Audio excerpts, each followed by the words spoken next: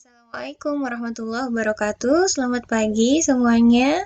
Baiklah, pada hari ini kita akan belajar tentang sifat koligatif larutan. Tapi sebelumnya kita kenalan dulu ya. Mungkin ini pertama kali kita berjumpa, jadi saya mau kenalan dulu. Nama saya Esti Oktiana Sari. Saya dosen baru bergabung di D3 Teknologi Pulp dan Kertas pada tahun 2019 dan kali ini saya akan mengajar Anda di mata kuliah Kimia Terapan. Nah, alamat saya di Perumahan Alfa Permata Melati, Blok H1, silahkan yang mau main. Kemudian hobi saya membaca, melukis, dan berkebun. Pendidikan, saya SMA-nya di Rengat, kemudian kuliah D3 Analis Kimia di IPB, kemudian nyambung lagi S1 FMIPA-nya di Kimia IPB, kemudian S2-nya saya di Teknik Kimia Unri. Oke, salam kenal buat semuanya ya. Lanjut ya, kita belajar ke topik bahasan sifat koligatif larutan. Jadi pada hari ini yang akan kita bahas adalah apa sih pengertian dari sifat koligatif itu. Kemudian kita juga akan membahas 4 sifat koligatif larutan, dan selain itu kita akan membahas juga bagaimana sifat koligatif untuk larutan elektrolit. Nah, sebelum itu saya mau mengajak Anda untuk membuat mie sebentar.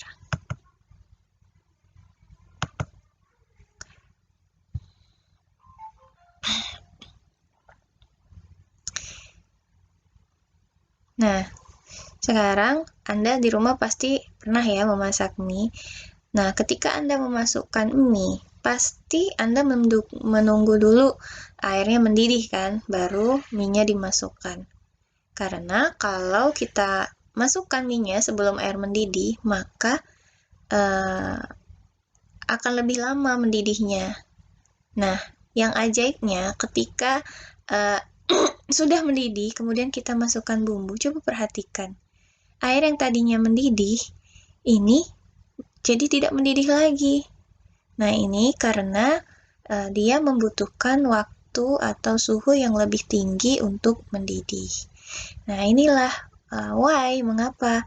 Nah, ini yang akan kita pelajari pada sesi kali ini tentang sifat koligatif larutan.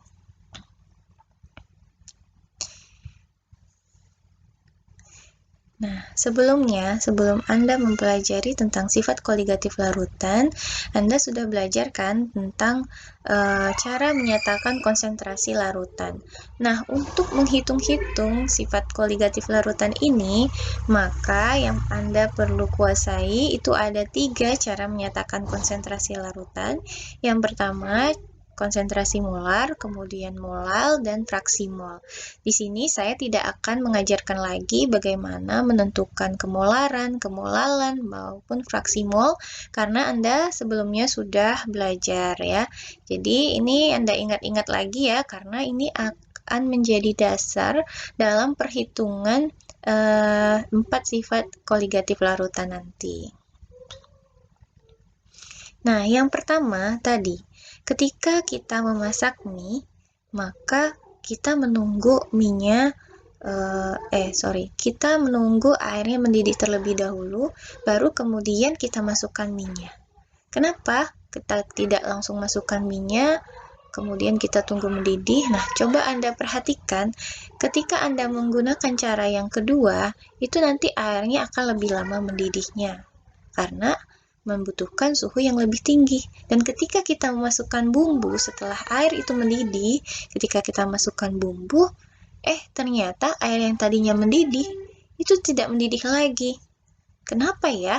Nah, ternyata terjadi yang namanya kenaikan titik didih. Kenaikan titik didih. Apa sih yang dimaksud dengan titik didih? Titik didih adalah suhu pada saat tekanan uap cairan sama dengan tekanan di permukaan. Jadi, agar suatu zat itu mendidih, maka tekanan uap dari zat itu harus sama dengan tekanan atmosfer di permukaannya. Nah, ketika misalnya tekanan atmosfer itu 1 atm, maka air akan mendidih setelah tekanannya mencapai 1 atm juga. Jadi, titik didih bergantung pada tekanan di permukaan. Nah, apabila kita masukkan suatu zat, ya, selain air ya, kita masukkan suatu zat terlarut ke dalam air, maka titik didih akan menjadi naik. Coba perhatikan, mengapa ya? Sama seperti kita masukkan bumbu tadi. Kenapa air yang tadinya mendidih tidak menjadi mendidih lagi? Nah, ini karena molekul-molekul air yang tadinya mau menguap, ini kan terhalang oleh molekul-molekul zat terlarut tersebut. Kebayang ya? Nah, jadi bagaimana kita menentukan kenaikan titik didih suatu zat? Yaitu dengan rumus ini. Delta TB, delta ini adalah perubahan ya, perubahan T itu suhu, B itu boil ya, atau mendidih. Perubahan suhu mendidih atau kenaikan titik didih sama dengan molalitas dikali dengan tetapan kenaikan titik didih. Nah, KB ini berbeda-beda tergantung pada masing-masing zat pelarutnya ya.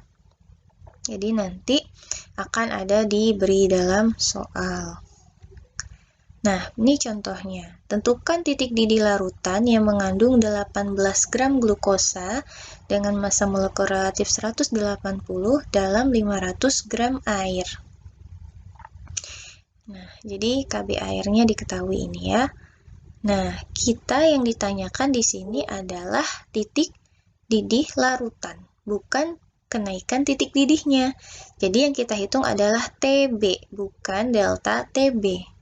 Nah, delta TB tadi kan titik didih larutan normal atau titik didih larutan dikurangin titik didih pelarut ya. Titik didih pelarut itu adalah air, karena air pelarutnya di sini. Titik didih air yang pada 1 atm normalnya adalah 100 derajat Celcius. Maka titik didih larutan sama dengan perubahan atau kenaikan titik didih ditambah titik didih pelarut atau air ya. Nah, kita cari dulu delta TB-nya kan. Delta TB kan tadi rumusnya molalitas dikali KB. Nah, molalitasnya ini kan mol per kilogram zat pelarut ya. Molnya berarti 18 gram glukosa dibagi dengan mR-nya 180 per ini dijadikan kilogram. 0,5 kg sama dengan 0,2 mol. Kemudian kita masukkan ke persamaan ini, kita masukkan KB-nya, hasilnya adalah 1,04 derajat Celcius. Jadi kenaikan titik didihnya 1,04 derajat Celcius, tapi yang kita hitung adalah titik didih larutan, sehingga titik didih larutan adalah delta TB ditambah TB pelarut. Hasilnya adalah 101,04 derajat Celcius. Nah, bagaimana? Mudah kan? Jadi, Anda bisa simpulkan di sini. Semakin banyak glukosa yang dimasukkan ke dalam suatu larutan atau semakin banyak zat terlarut di dalam larutan, maka otomatis delta TB-nya akan semakin benar, akan semakin tinggi. Jadi di sini yang dimaksud dengan sifat koligatif larutan itu adalah sifat suatu larutan yang hanya bergantung kepada jumlah partikel zat terlarutnya, bukan kepada jenis zat terlarutnya. Nah, bagaimana kalau glukosanya kita ganti dengan garam? Nah, ini tentu saja glukosa rasanya manis, sedangkan garam rasanya asin. Walaupun mereka rasanya berbeda, kemudian zatnya berbeda, ini tidak berpengaruh kepada delta TB-nya. Yang berpengaruh adalah jumlah partikel atau dengan kata lain molalitasnya yang berpengaruh. Zatnya tidak berpengaruh. Jadi apapun zatnya, kalau molalitasnya sama yang ditambahkan, maka delta TB-nya juga akan, ya benar, juga akan sama. Kemudian yang kedua adalah penurunan titik beku. Nah, penurunan titik beku ini juga merupakan salah satu dari sifat koligatif larutan. Nah, bagaimana sih penurunan titik beku ini? Nah, sekarang kita lihat ya aplikasi dari salah satu contoh penurunan titik beku.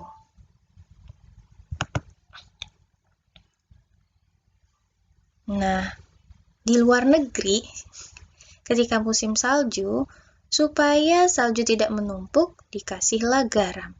Kemudian supaya tidak membeku nih biodieselnya, maka dikasih etilen glikol. Nah, pada titik bekunya, normalnya titik beku air itu 0 derajat Celcius, tapi jika diberikan garam, maka titik bekunya kurang dari 0 derajat Celcius. Nah, inilah yang terjadi jika es diberikan garam, ya.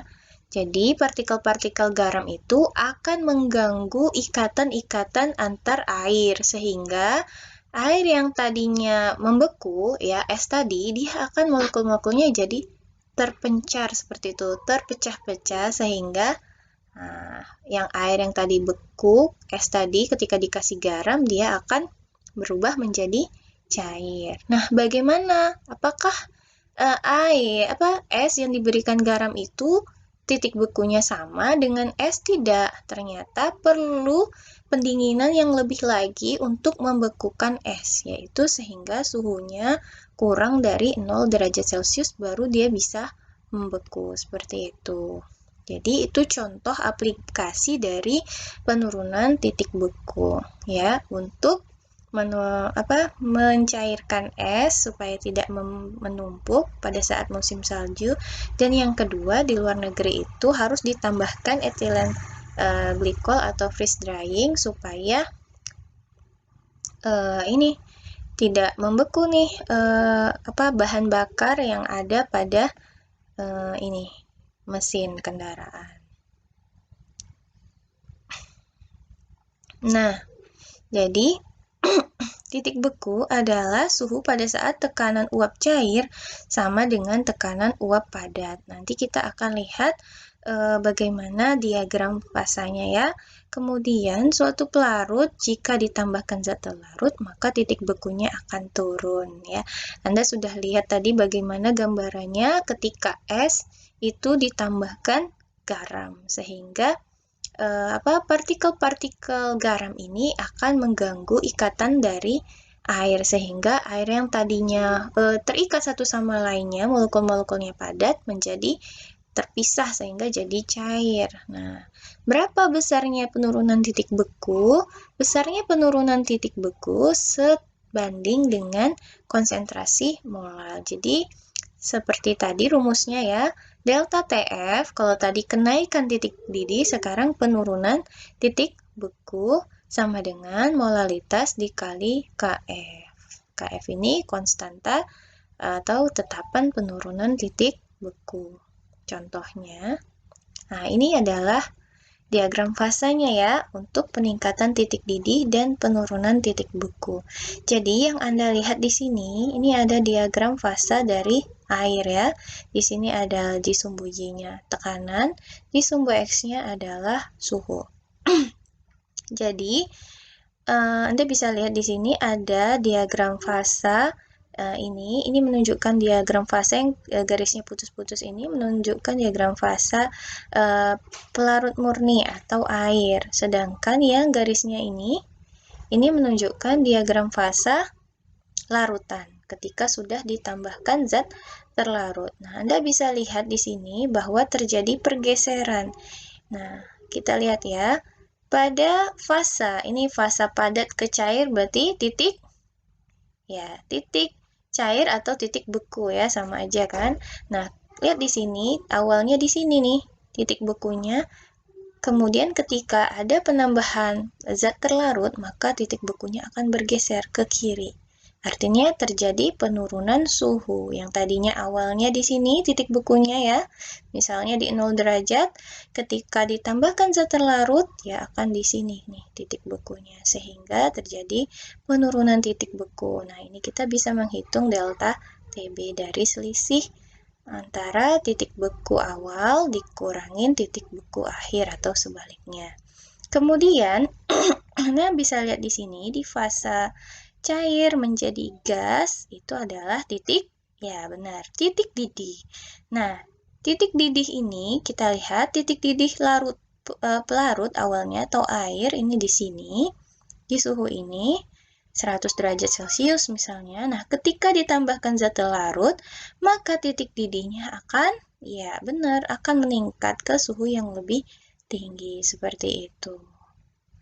Jadi paham ya, ini adalah diagram fase PT untuk peningkatan titik didih dan penurunan titik beku. Nah, yang ketiga adalah penurunan tekanan uap. Apa sih yang dimaksud dengan tekanan uap? Jadi, ada kecenderungan ketika suatu zat dipanaskan, maka dia akan menguap. Seperti itu kan? Nah, ini kalau misalnya air murni. Air murni ketika dipanaskan nih molekul-molekulnya akan seperti ini, dia akan menguap. Ketika ditambahkan zat terlarut, misalnya larutan NaCl 1 molar, yang hijau-hijau ini adalah NaCl-nya ya. Nah, ini akan terjadi apa? Maka si partikel-partikel NaCl akan menghalangi molekul-molekul air untuk menguap sehingga terjadilah yang namanya penurunan tekanan uap. Kebayang ya? Nah, gimana cara menghitung berapa besar tekanan uap larutan ataupun berapa besar penurunan tekanan uapnya? Nah, Anda bisa gunakan rumus yang dirumuskan oleh Francis Mary Raoult ini. Ya, hukum Raoult ya, bahwa tekanan uap suatu komponen bergantung pada fraksi mol komponen itu di dalam larutan. Jadi, ini adalah tekanan uap komponen A, ini hukum Raoult ya, sama dengan fraksi mol komponen A dikali dengan tekanan uap A yang murni. Atau kalau kita terjemahkan ke larutan, ini jadi rumusnya. Jadi tekanan uap larutan sama dengan fraksi pelarutnya dikali tekanan uap murni pelarut. Atau kalau kita mencari delta P-nya, ini sama dengan fraksi mol zat terlarut dikali dengan tekanan uap murni pelarut. Jadi beda ya, kalau delta P kita pakainya fraksi mol zat terlarut, kalau P larutan kita pakainya X pelarut atau fraksi mol pelarut. Nah, contoh, ini contohnya, tekanan uap air pada 100 derajat Celcius adalah 760 mm Hg. Berapa tekanan uap larutan glukosa 18% pada 100 derajat Celcius? Sorry ya, ini saya lupa superscribe-nya. Nah, jadi kita dia yang ditanya adalah tekanan uap larutan. Tekanan uap larutan berarti kita pakai rumus ini, benar kan? Jadi yang kita cari dulu adalah fraksi mol pelarut. Fraksi mol pelarut karena air lebih banyak daripada glukosanya hanya 18%, maka pelarutnya berarti adalah air ya. Jadi Anda masih ingat kan yang membedakan antara zat terlarut dengan pelarut hanya perbedaan jumlahnya saja. Pelarut itu jumlahnya lebih banyak daripada zat terlarutnya. Jadi pelarut di sini adalah air. Nah, jadi kita cari masing-masing dulu mol glukosa dan mol airnya. Kemudian X pelarutnya adalah mol air dibagi dengan mol air ditambah dengan mol glukosa. Sehingga dapatnya ini 0,978. Kemudian kita masukkan ke dalam rumus. Dan hasilnya 743,28 mmHg. Nah, jadi Anda bisa lihat ya di sini terjadi penurunan tekanan uap yang tadinya 760 menjadi 743 mmHg. Nah, ini yang terakhir, Ini sifat yang keempat ya sebenarnya. Ini adalah tekanan osmosis. Nah, apa sih yang dimaksud dengan osmosis itu? Osmosis adalah proses berpindahnya pelarut dari larutan encer, Anda bisa lihat di sini, ke larutan yang lebih pekat melalui membran semi-permeable. Apa itu membran semi-permeable? Membran semi-permeable ini adalah membran yang hanya bisa dilewati oleh ion-ion yang tertentu, misalnya ion-ion zat terlarut, zat pelarutnya, tapi zat terlarutnya tidak bisa melewati membran ini, sehingga yang pindah adalah pelarutnya, sedangkan zat terlarutnya tidak pindah, ya seperti itu ya. Jadi apa yang dimaksud dengan tekanan osmosis? Nah, tekanan osmosis ini adalah tekanan yang diperlukan untuk menghentikan aliran nih dari pelarut murni tadi ke dalam larutan yang lebih pekat. Nah, ini biasanya dihitung dengan osmometer. Apa sih gunanya kita menghitung tekanan osmosis? Nah, banyak sekali dalam kehidupan sehari-hari kita ini sebenarnya konsep tekanan osmosis.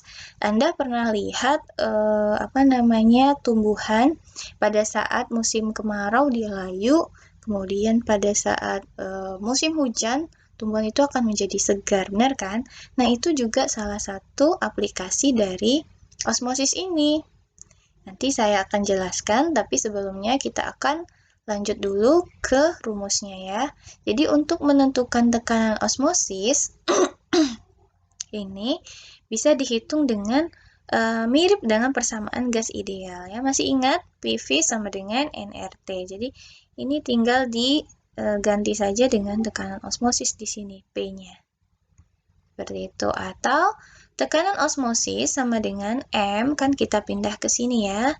V-nya pindah ke sini jadi N per V ya. Nah ini, N per V ini kan sama dengan molaritas. Jadi ini rumusnya.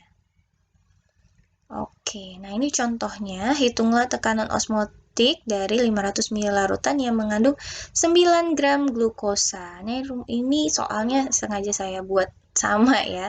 Larutan glukosa semuanya. Nah, pada suhu 27 derajat Celcius. Ingat, di sini rumusnya ini. Jadi kita cari dulu molaritasnya. Molaritasnya adalah 9 gram dibagi dengan mR glukosa 180 gram per mol. Nah, ini supaya Anda nggak bingung, kita coba coret-coret di sini ya. Jadi di sini gramnya bisa dicoret, tinggallah mol ya kan, per liter. Dibagi dengan volumenya. Volumenya dalam liter, 500 ml diubah menjadi 0,5 liter. Jadi mol per liter adalah satuannya. Nih hasilnya. Kemudian dikali R. R itu adalah konstanta gas ideal, 0,082 liter atm per mol per Kelvin. Nih ya.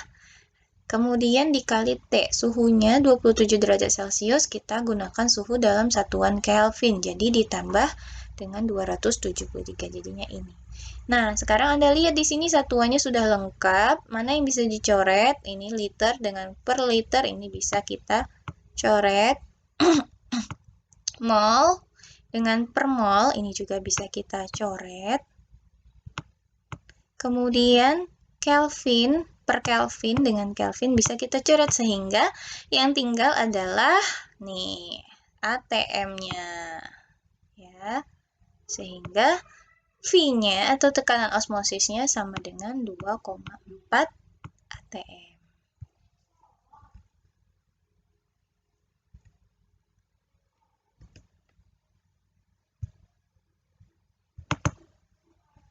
Nah, kita sudah belajar tentang bagaimana sifat koligatif larutan ya secara umum. Nah, tapi Anda harus tahu juga bagaimana sifat koligatif larutan untuk yang larutan elektrolit. Nah, bagaimana sifat koligatif larutan elektrolit?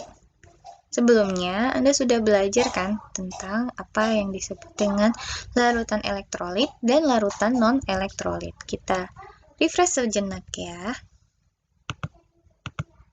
Nah, Anda bisa lihat ini 3 gambar ini. Jadi, larutan elektrolit ini ditandai biasanya dengan dia bisa menyalakan atau menghantarkan listrik. Ya, jadi larutan elektrolit ini ketika dia zat elektrolit apabila dilarutkan di dalam air dia akan terionisasi seperti ini. Nah, baik itu terionisasi sempurna seperti ini maupun terionisasi sebagian seperti ini. Nah, sedangkan larutan non-elektrolit dia tidak akan terionisasi seperti itu. Jadi, apa hubungannya dengan sifat koligatif? Nah, tadi sifat koligatif itu kan sifat yang hanya bergantung kepada jumlah partikel dari zat terlarut. Nah, apabila larutan elektrolit, kita lihat jumlah partikelnya, tentu dia akan lebih banyak dibandingkan dengan larutan yang non-elektrolit. Kenapa? Karena dia bisa terurai di dalam air menjadi ion-ionnya, sehingga jumlah partikelnya pasti akan lebih banyak. Nah, ini tentu saja perlu faktor koreksi, ya. Jadi, untuk mengoreksi bertambahnya jumlah partikel ini agar sesuai untuk larutan elektrolit, maka ada faktor koreksi dari Van Hoff ini nih. 1 plus N-1 dikali dengan alfa, di mana N ini adalah jumlah ion-ionnya, kemudian alfa adalah derajat ionisasi. Derajat ionisasi itu adalah jumlah mol zat terionisasi dibagi dengan jumlah mol zat yang dilarutkan. Nah, Anda pasti masih ingat kan bahwa pada larutan elektrolit itu ada yang namanya larutan elektrolit kuat dan larutan elektrolit lemah. Larutan elektrolit kuat, dia ion-ionnya terionisasi atau molekulnya terionisasi sempurna, sehingga ini jumlah mol zat terionisasi dengan yang dilarutkan ini sama besar, sehingga alfanya sama dengan 1 untuk elektrolit kuat. Apa contohnya larutan elektrolit kuat? Ya, asam kuat, basa kuat, dan kemudian garam. Yang kedua adalah elektrolit yang lemah. Apa contohnya elektrolit yang lemah? Asam lemah dan basa lemah. Nah, asam lemah dan basa lemah ini terionisasinya sebagian, maka alfanya pasti kurang dari 1. Nah, berapa alfanya? Nah, ini tergantung dari garamnya masing-masing dan Anda tidak usah khawatir, nanti di soal pasti akan diberitahu kalau dia ada nilai alfanya. Kalau tidak ada bagaimana? Nah, kalian lihat tuh, dia asam kuat atau basa kuat mungkin, sehingga alfanya sama dengan 1. Nah, ini misalnya ya, ini tadi rumusnya kan. Misalnya CaCl2. Nah, kalau dia terurai di air, maka dia akan menghasilkan satu buah ion Ca2+, benar kan ya? Dan 2 buah ion Cl-. Sehingga ada berapa jumlah ionnya? 1 ditambah 2 sama dengan 3. Maka N-nya sama dengan 3. KCl berarti akan menghasilkan K plus dan Cl-. Jadi hanya 2. Begitupun FeCl3 akan menghasilkan 1 Fe dan 3 Cl-, sehingga jumlah N-nya sama dengan 4. Bisa ya menghitung ini, kemudian dikurangin 1 dikali alfa. Nah, untuk mengkoreksinya tadi, Anda tinggal masukkan saja faktor Van Hoff ini ke dalam persamaan atau rumus-rumus sifat koligatif larutan elektrolit yang tadi. Jadi tinggal dikalikan, belakangnya dikasih ini, koreksi dari faktor Van Hoff. Bagaimana? Anda sudah paham ya? Nah, bagaimana? Anda sudah paham ya apa itu sifat koligatif larutan, kemudian bagaimana saja rumus-rumusnya, kemudian Anda juga tahu bagaimana menghitung sifat koligatif larutan untuk larutan yang elektrolit. Nah, sekarang saatnya Anda mencari tahu jawaban-jawaban dari soal-soal ini ya. Silahkan Anda screenshot, kemudian nanti Anda hitung-hitung di rumah, kemudian Anda kumpulkan melalui Classroom. Baik, sampai jumpa. Sampai jumpa pada sesi diskusi hari ini jam 10 pagi. Silahkan jika Anda punya pertanyaan, nanti akan kita diskusikan di WhatsApp group ya. Terima kasih. Assalamualaikum warahmatullahi wabarakatuh. Tetap semangat.